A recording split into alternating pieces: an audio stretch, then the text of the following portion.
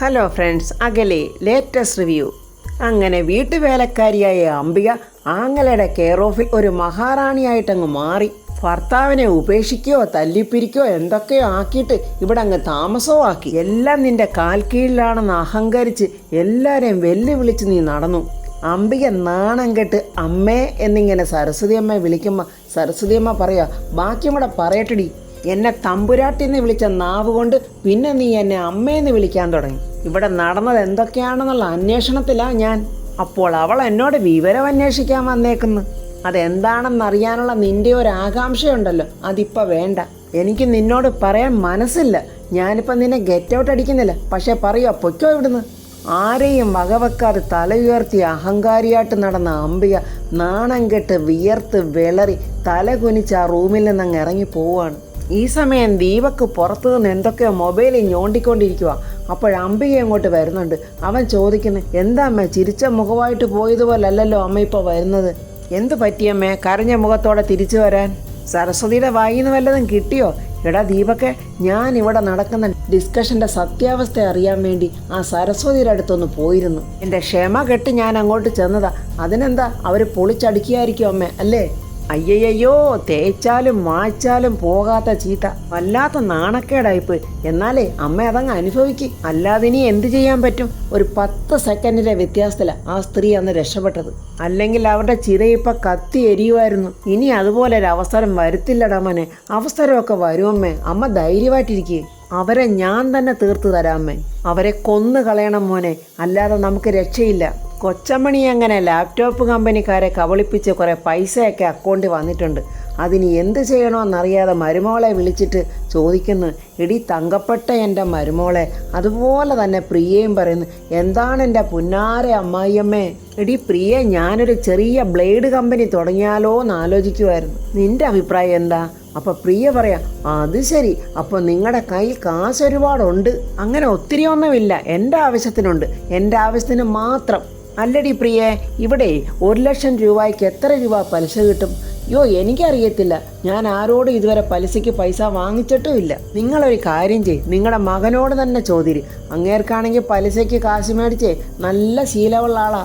കൊച്ചമ്മണി പറയുക, അയ്യ ഞാനിങ്ങനെ അണ്ടനും അടകോടനും ഒന്നും പണം കൊടുക്കില്ല, പള്ളിക്കൂടം വാദ്യാർക്ക് മാത്രമേ ഞാൻ പണം കൊടുക്കത്തുള്ളൂ. അതെന്താ അമ്മ അങ്ങനെ പറഞ്ഞത്? അതെ, പള്ളിക്കൂടത്തിൻ്റെ ആ വാതക്കലോട്ടൊന്ന് ചെന്നതെന്നാ മതി, അപ്പം തന്നെ തുള്ളിക്കൊണ്ട് ഓടിക്കൊണ്ടുവരും ഒരു പൈസ. അപ്പോൾ നമ്മുടെ ഋതിക അങ്ങോട്ട് നടന്നു വരുന്നുണ്ട്. അത് കണ്ടുകൊണ്ട് കൊച്ചമ്മണി വല്ലാത്ത കളിയാക്കിച്ചിരിക്കുവാണ്. അയ്യോ കോലോത്ത തമ്പുരാട്ടി ദാണ്ട കാളവണ്ടിക്ക് സൈഡ് കൊടുത്ത് കാൽനടയാട്ട് നടന്ന് കുഴഞ്ഞു വരുന്നു. എന്നിട്ട് കൊച്ചമ്മണി രാധമ്മയെ കിടന്ന് വിളിക്കുക, രാധമ്മേ, കൊച്ചി മുതലങ്ങ് കന്യാകുമാരി വരെ മുതലുള്ള തോട്ടങ്ങളും ബംഗ്ലാവുമുള്ള മരുമകൾ ദാണ്ട നടന്നു വരുന്നു. ദാണ്ട പൊരിവയിലെത്താ വരുന്നത്. രാധമ്മ അകത്തുനിന്ന് വരുന്നുണ്ട്. രാധമ്മയോട് പറയാ, ദാണ്ട കരിഞ്ഞ് പൊരിഞ്ഞാ രാധമ്മ വരുന്നത്. മരുമോക്ക് സംഭ്രമം കാണും, കുറച്ച് സംഭാരം കൊണ്ടുവന്ന് കൊടുക്ക് രാധമ്മേ എന്നും പറഞ്ഞ് കളിയാക്കുവാണ്. കൊച്ചമ്മണിയുടെ ഈ കളിയാക്ക് മനസ്സിലാക്കിക്കൊണ്ട് തന്നെ ഋതിക പറയുക, എന്താ വല്യമ്മേ, ഇച്ചിരി വെയിലൊക്കെ കൊള്ളുന്ന വലിയ കുറ്റമാണോ? അയ്യോ, ഞാൻ കേട്ടിട്ടുള്ളത് ഈ രാജാക്കന്മാരും രാജകുമാരിമാരും ഒക്കെ കുതിരവണ്ടിയിലാ സഞ്ചരിക്കുന്നതെന്ന്. അതൊക്കെ പോട്ടെ, അച്ഛൻ മന്ത്രിയല്ലേ, മോളെ വീട്ടോട്ട് വിളിച്ചു വരുത്തിയിട്ടേ കാറ് വേണ്ട, ഒരു ഓട്ടോറിക്ഷയിലെങ്കിലും പറഞ്ഞു വിടാമായിരുന്നല്ലോ.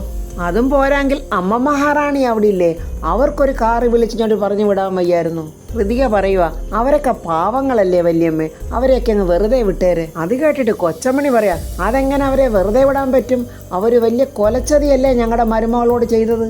10 പൈസ പോലും കൈ കൊടുക്കാതെ നടത്തി വിട്ടിരിക്കുന്നു. വലിയ കോവിലകവും താക്കോൽ കൂട്ടവും വസ്തു കൈമാറ്റവും ഇതൊക്കെ അച്ഛനും അമ്മാമ്മയും കൂടെ ചേർന്ന് പറ്റിക്കുമായിരുന്നല്ലേ? നാണമില്ലല്ലോ കൊച്ചേ നിനക്ക് എന്നിങ്ങനെ പറഞ്ഞു തീരുന്നതിന് മുമ്പ് നാണ്ട നമ്മുടെ വേണുവേട്ടൻ രാധമ്മയെ തള്ളി മാറ്റിയിട്ട്, നാണ്ട കിളവി, നിങ്ങളെ ചുരുട്ടിക്കൂട്ടി ഞാൻ കിണറ്റിലെടുത്തെറിയും. മനുഷ്യന്റെ ക്ഷമയ്ക്കൊക്കെ ഒരു പരിധിയുണ്ട്. നിങ്ങളുടെ നാക്കിന് എല്ലില്ലെന്നും കരുതിയേ എന്തും പറയാമെന്ന് വിചാരിക്കരുത്. അതിനുള്ള ലൈസൻസ് ഒന്നും ഞാൻ നിങ്ങൾക്ക് തന്നിട്ടില്ല. പെട്ടെന്ന് ഋതിക പറയുന്നത്, അങ്കിളെ പോട്ടെ, പ്രായമുള്ളവരല്ലേ, പ്രായമായെന്ന് കരുതി എന്ത് തോന്നിയവാസം വിളിച്ചു പറയാമെന്നായോ? നിങ്ങളെപ്പോലെ തരം താഴാനാകാത്തത് കൊണ്ട് പലതും കണ്ടും കേട്ടും അങ്ങ് ക്ഷമിക്കുക. അതൊരു ദൗർബല്യമായിട്ട് നിങ്ങൾ കാണരുത്. നിങ്ങളൊരു വെറും കൺട്രിയാണെന്ന് കരുതി ഞാനും എൻ്റെ കുടുംബവും അങ്ങനെയല്ല.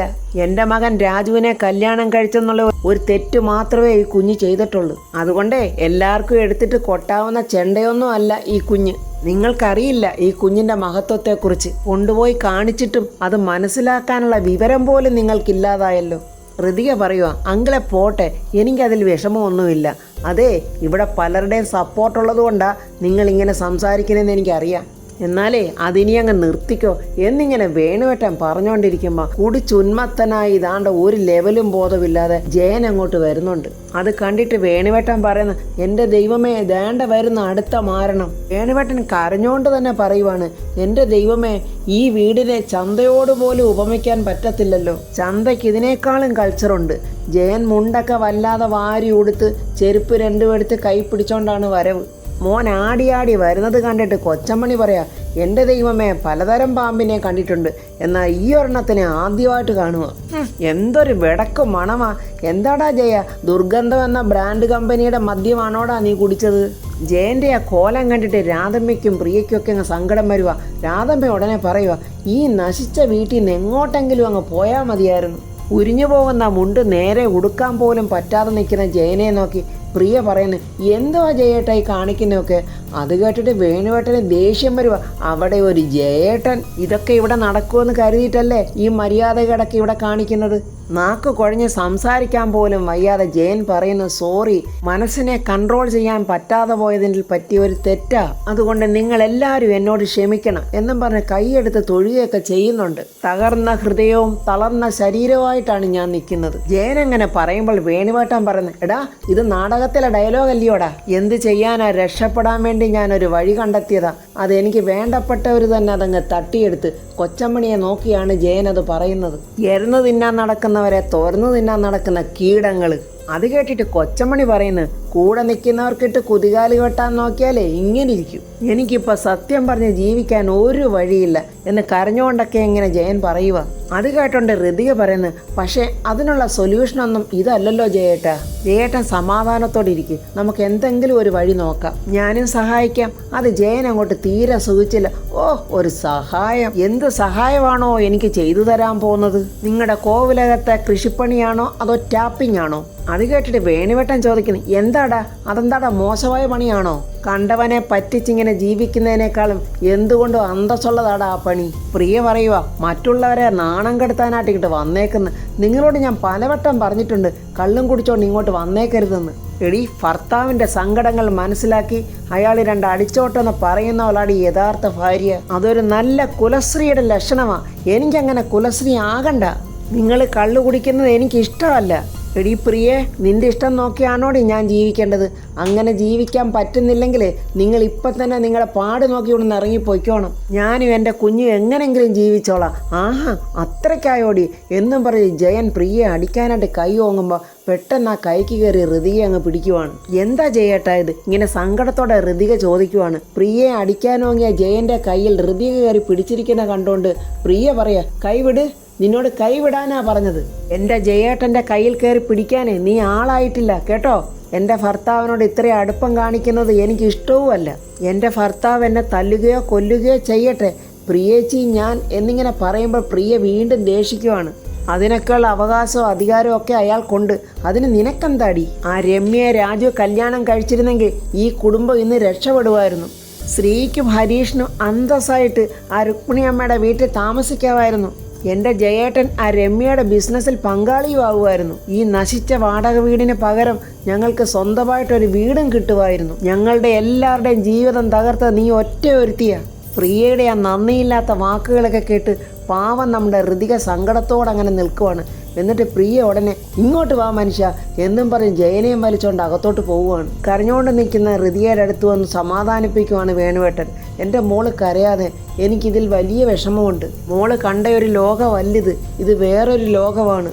സംസ്കാരവും മര്യാദയില്ലാത്തവരുടെ ലോകം, ഒരർത്ഥത്തിൽ പറഞ്ഞാൽ ദ്രോഹികളുടെ ലോകം. എല്ലാവരും ഇതൊക്കെ കാണുന്നത് കച്ചവട കണ്ണുകൊണ്ടാ മോളെ. ഈ കച്ചവടത്തിൽ എനിക്കെന്ത് ലാഭം കിട്ടുമെന്ന ഇവരുടെയൊക്കെ ചിന്ത. പക്ഷേ മോൾക്ക് ആശ്വസിക്കാം, സന്തോഷിക്കാം. സ്വാർത്ഥ താല്പര്യമില്ലാത്ത ഒരേ ഒരാളാ മോളുടെ ഭർത്താവ്, എൻ്റെ മകൻ രാജു. ചില വേദനകൾ ദൈവം നമുക്ക് തരുന്നത് വലിയ സന്തോഷങ്ങൾക്ക് വേണ്ടിയാ മോളെ. ഈ കഴിഞ്ഞതൊക്കെ എൻ്റെ മോളങ്ങ് മറന്നേക്ക്.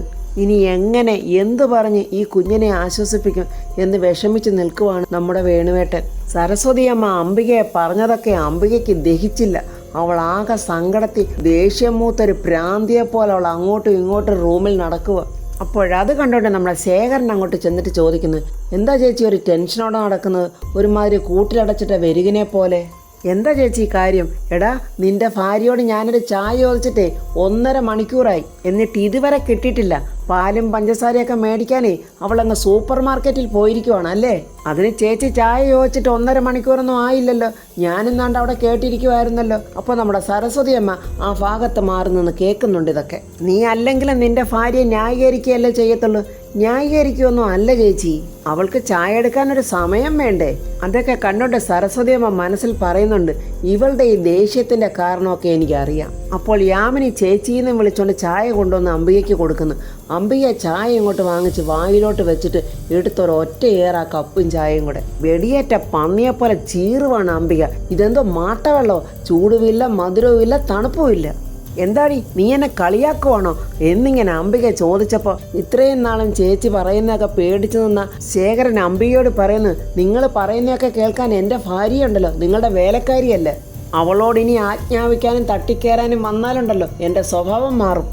ഇവിടെ ഓട് പൊളിച്ച് വന്നതൊന്നുമല്ല, നല്ല അന്തസ്സായിട്ട് നല്ല തറവാട്ടിന്ന് ഞാൻ കല്യാണം കഴിച്ചു കൊണ്ടുവന്ന പെണ്ണാണ് ഇവള്. അംബിക ശേഖരാന്ന് വിളിച്ച് അലറുവാണ്. ശേഖരൻ പറയുന്നു, കുറച്ച് നാളായി ഞാനിതൊക്കെ കാണാൻ തുടങ്ങിയിട്ട്. എൻ്റെ ചേച്ചിയാണെന്ന് കരുതി ഇവള് ക്ഷമിക്കുന്നതിനൊക്കെ ഒരു പരിധിയുണ്ട്.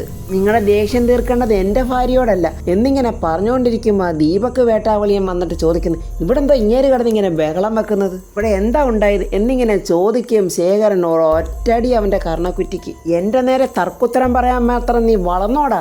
ഈ വിളയാടുന്നതൊക്കെ നിന്റെ അമ്മയുടെ മുൻപിൽ മതി, എന്നോട് വേണ്ട. പറഞ്ഞു കേട്ടല്ലോടാ? പുന്നാരമോന് തല്ലി കിട്ടിയ ദേഷ്യത്തിൽ അംബിക ശേഖരനോട് പറയുന്നു, എടാ നിന്റെ അഹങ്കാരം ഇന്നത്തോടെ ഞാൻ അവസാനിപ്പിക്കും, പ്രതാപൻ ഇങ്ങോട്ടൊന്ന് വരട്ടെ. ശേഖരൻ പറയുന്നു, അതെ വരട്ടെ, ഞാനും ചേട്ടനോട് ഇതൊക്കെ പറയാൻ തന്നെ ഇരിക്കുമായിരുന്നു. എന്തായാലും ഇതിനൊരു അവസാനം വേണമല്ലോ എന്നിങ്ങനെ ശേഖരൻ ദേഷ്യത്തിൽ പറയുക. അപ്പം നമ്മുടെ സരസ്വതി അമ്മ അങ്ങോട്ട് വരുന്നുണ്ട്. ഇപ്പം അംബികയ്ക്ക് കൊടുക്കാനുള്ളത് കൊടുത്തേ പറ്റത്തുള്ളൂ. ഇവിടെ നടന്നതെല്ലാം ഞാൻ കേട്ടു. എന്നിട്ട് യാമിനിയോട് പറയുന്നു, മോള് സങ്കടപ്പെടാതെ, അംബിക ഇവിടെ കിടന്ന് പൊട്ടിത്തെറിച്ചതിൻ്റെ റീസൺ ചായയല്ല, അത് വേറെയാ. ചിലർക്ക് ഇപ്പോഴും അംഗീകാരവും അധികാരവും കിട്ടിക്കൊണ്ടിരിക്കണം. ഭരിക്കാനിരുന്നവർക്ക് ഭരണം കയ്യിൽ നിന്ന് പോകുമ്പോൾ നിങ്ങൾ കണ്ടിട്ടില്ലേ വലിയ ധാർമ്മിക രോഷം? അംബികയ്ക്ക് എല്ലാവരെയും അടിച്ചമർത്തി ഭരിക്കുന്ന ഒരു ശീലമുണ്ട്. അതെ, എല്ലാ കാലത്തും വില പോകില്ലെന്ന് അംബികയെ അറിയണം. കേട്ടിട്ടാ വേട്ടാവളിയൻ ദീപക് ചോദിക്കുന്നത്, എൻ്റെ അമ്മയെ ചോദ്യം ചെയ്യാൻ നിങ്ങളെ മിണ്ടാതിരിക്കടാ ചെറുക്കാൻ. നീ അവിടെ കാണാം. ശേഖരൻ നിന്റെ കർണം അടിച്ച് പൊട്ടിച്ചെന്നേ ഉള്ളൂ. നീ എൻ്റെ അടുത്തോട്ടങ്ങനെ വന്നാലേ തോക്കെടുത്ത് ഞാൻ പൊട്ടിച്ചു കളയും നിന്നെ. നിന്റെ അമ്മയുടെ അസുഖം ഞാൻ ഇപ്പം മാറ്റിത്തരാം. ഈ വീട്ടിൽ എന്ത് നടന്നാലും പോലീസ് നായെ പോലെ അംബികയ്ക്ക് അത് കണ്ടുപിടിക്കണം. ചില കാര്യങ്ങളൊക്കെ എന്നോട് വന്ന് ചോദിച്ചു, ഞാനത് പറഞ്ഞില്ല. അംബിക ചോദിക്കുമ്പോൾ പറയാനിരിക്കുന്നവളല്ല ഞാൻ പറയുമ്പോൾ സൗകര്യം ഉണ്ടെങ്കിൽ അംബിക കേട്ടാൽ മതി. അംബികയ്ക്ക് അറിയാവുന്നതും അത് കേട്ടാൽ ജീവിതാവസാനം വരെ ഉറക്കം നഷ്ടപ്പെടുന്നതുമായ ഒരു കാര്യം അത് ഞാനിപ്പോൾ പറയാം. എൻ്റെ സൂര്യമംഗലം കോവിലക ഉൾപ്പെടെ എല്ലാ വീടുകളും എല്ലാ സ്വത്തുക്കളും ഞാൻ ഋതികമ്മയുടെ പേരിൽ എഴുതി വെച്ചു. അയ്യോ, സരസ്വതി അമ്മ അങ്ങനെ പറഞ്ഞതും അംബികയുടെ തലയിൽ 1000 ബോംബ് വന്ന് വീണ് പതിച്ച പോലെ ആ ഫീലിങ്ങിൽ അംബിക ഇങ്ങനെ പൊട്ടിത്തകർന്ന് നിൽക്കുക. സരസ്വതി അമ്മ ദീപക്കിനോട് പറയുന്നു, എടാ നിന്റെ അമ്മയ്ക്ക് ഹാർട്ട് അറ്റാക്ക് വരാൻ സാധ്യതയുണ്ട്, വേഗം കൊണ്ടുപോയി ECG എടുക്ക് എന്ന് പറഞ്ഞിട്ട് സരസ്വതി അമ്മ അങ്ങ് പോവുക. അംബിക ഇങ്ങനെ കിളി പോയി മയങ്ങി ഇങ്ങനെ നിൽക്കുവാണ്. ശേഖരനും യാമിനിക്കും വലിയ സന്തോഷമായി. ശേഖരൻ വലിയ സന്തോഷത്തോടെ ചിരിച്ചോണ്ട് അംബികയെ നോക്കി പറയുക, ദൈവം ഇപ്പോൾ അങ്ങനെയാ, പിന്നത്തേക്ക് ഒന്നും വെക്കില്ല, അപ്പോഴപ്പോഴങ്ങ് കൊടുത്തേക്കുക, നല്ല കറക്റ്റ് ഇടപാടാ എന്നിങ്ങനെ ചിരിച്ചോണ്ട് അംബികയെ നോക്കി പറയുക. അംബികയിൽ നിന്ന് വിറയ്ക്കുവാണ് എന്ത് പറയണമെന്നറിയാതെ. അപ്പോൾ ഫ്രണ്ട്സ്, ഇനി എന്തൊക്കെയാണ് നടക്കാൻ പോകുന്നത്? അംബികയെ വെറുതെ ഇരിക്കുവോ? ഋതികയെ കൊല്ലുവോ? സരസ്വതി അമ്മയെ കൊല്ലുവോ? ആരെയൊക്കെയാണ് അവൾ കൊല്ലാൻ പോകുന്നത് എന്നൊന്നും അറിയില്ല. ഇനി അതിനെക്കുറിച്ചുള്ള റിവ്യൂവുമായി നമുക്ക് നാളെ കാണാം. എൻ്റെ ഈ റിവ്യൂ ഇഷ്ടപ്പെട്ടാൽ ലൈക്കും കമൻസും, സബ്സ്ക്രൈബ് ചെയ്യാത്തവർ സബ്സ്ക്രൈബ് ചെയ്യണേ.